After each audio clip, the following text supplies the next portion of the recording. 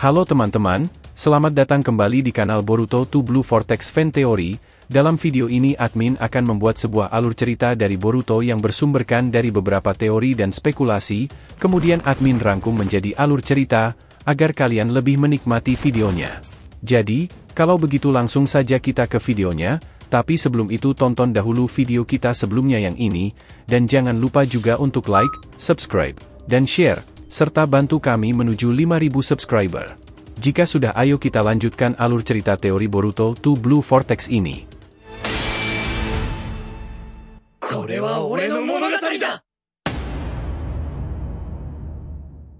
Peringatan, ini adalah hanya fan teori, dan jadikan sebagai video hiburan di waktu senggang. Boruto episode 296 bagian ke-40, asal kekuatan Himawari. Setelah terpental oleh pukulan Himawari, Jura segera bangkit kembali, menolak untuk menyerah begitu saja. Namun, sebelum dia sempat memulihkan diri sepenuhnya, Himawari sudah muncul di hadapannya dengan gerakan yang sangat cepat.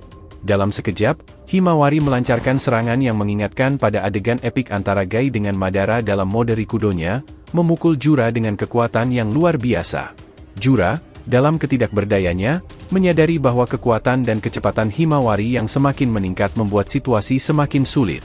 Jura berkata, "Sialan, dia semakin cepat dan kuat. Ini tidak masuk akal."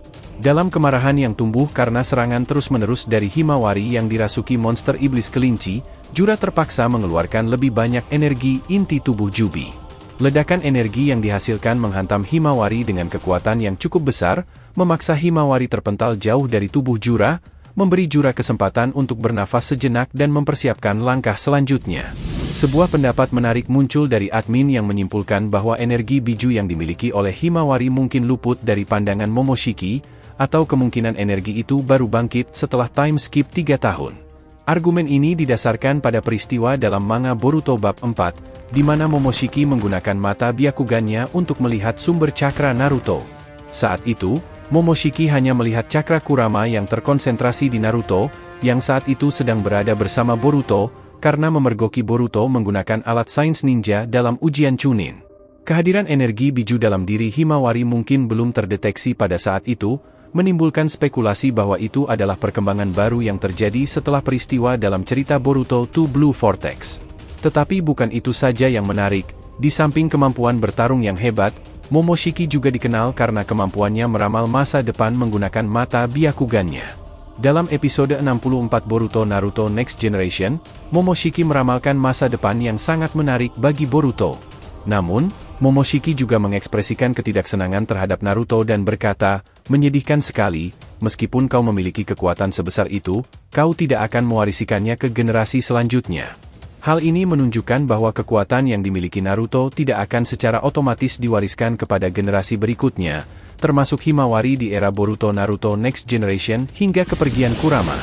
Lantas, dari mana kekuatan Himawari yang bisa membuat Daemon ketar-ketir dan Jura merasa kaget? Sebelum Jura menyadari keberadaan energi biju dalam Himawari, Daemon sudah merasakan adanya kekuatan besar yang dimiliki oleh gadis itu. Kita mengetahui bahwa kekuatan Daemon setara dengan Boruto setelah era time skip, bahkan Code, yang merupakan musuh cukup tangguh, juga dihadapi dengan sangat mudahnya oleh Daemon.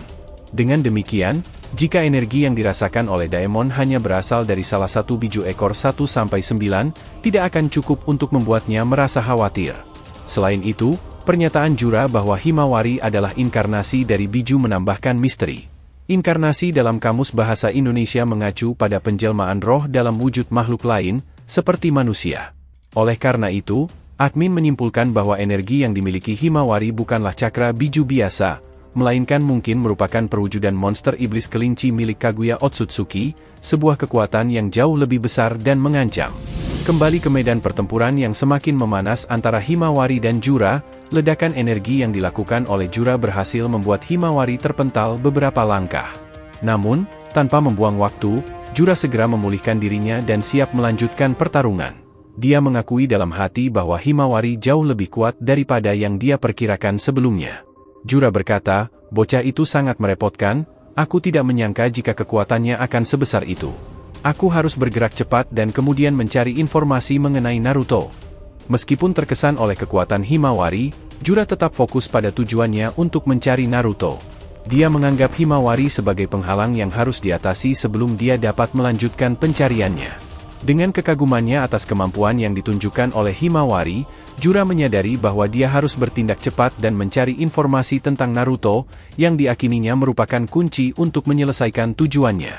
Sementara itu, Himawari yang tidak tinggal diam, dengan cepat berdiri kembali, siap untuk melanjutkan serangan.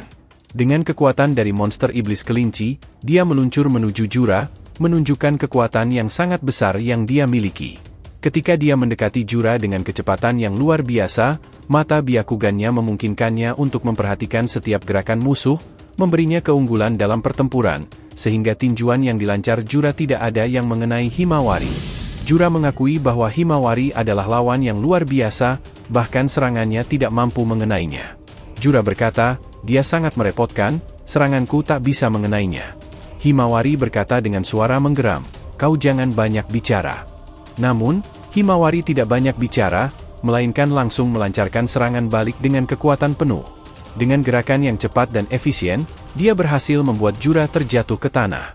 Dari atas, Himawari meluncur ke bawah dan menghajar Jura sekali lagi. Meskipun Jura berusaha untuk melawan dengan menggunakan energi inti tubuh Jubi, Himawari tidak terpengaruh dan tetap melancarkan serangannya. Jura kemudian menggunakan senjatanya, besi hitam panjang, dan menyerang Himawari dengan cepat. Meskipun Himawari berusaha untuk menghindari serangan itu, kecepatan Jura membuatnya hanya mampu mengurangi dampaknya, dan dia terluka sedikit di bahunya sebagai akibat dari serangan tersebut. Dengan energi yang diperoleh dari monster iblis kelinci, Himawari mampu dengan cepat memulihkan kondisinya setelah terluka dalam pertempuran. Kehadiran monster iblis kelinci dalam tubuhnya telah memungkinkan energi itu untuk bertahan dalam wujud yang merasukinya dalam waktu yang sangat lama. Kekuatan yang dimiliki Himawari ini tidak hanya mengejutkan, tetapi juga menjadi misteri besar bagi semua orang, karena tidak jelas dari mana asalnya. Admin pun berspekulasi bahwa ada keterkaitan dengan DNA Naruto, yang memegang kekuatan Hagoromo, dan Hinata yang merupakan keturunan klan Hyuga, yang juga merupakan garis keturunan Hagoromo. Keterkaitan ini mungkin telah memunculkan kekuatan monster yang bersemayam di dalam tubuh Himawari, sebuah kekuatan yang bahkan tidak terdeteksi oleh Momoshiki. Pertempuran antara Jura dan Himawari yang dirasuki oleh monster iblis kelinci terus berlangsung dengan intensitas yang meningkat.